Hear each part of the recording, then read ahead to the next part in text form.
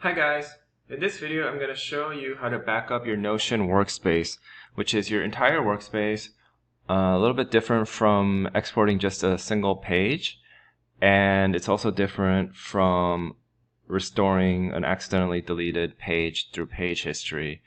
Now, you might want to do this if you want to share some pages or back it all up, especially if you have different maybe AI software communicating with Notion, and you're worried that some files might get accidentally deleted. It's good to just take a snapshot of important projects, and it also might be just easy for have it exported and then used by other programs without changing your current Notion. So all you need to do is click on your workspace name up here.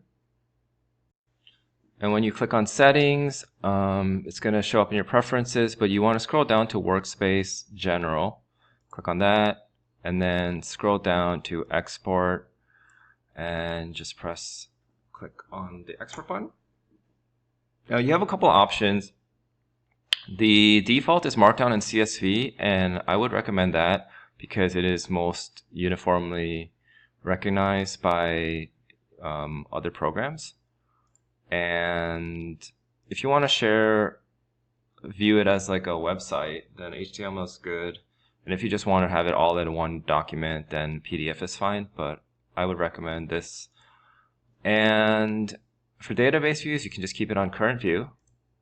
And for page content, you can keep it on everything unless you export it very frequently. And I would just recommend maybe exporting once in a while or after like a massive project, just as like a snapshot of everything you have.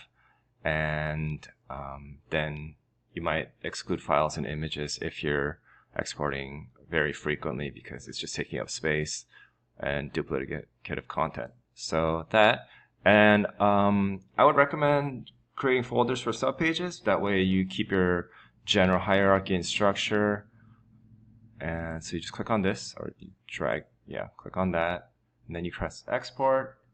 And then they will email you with the download link whenever it's done. It does not take that long. So there you go. Hope this helps.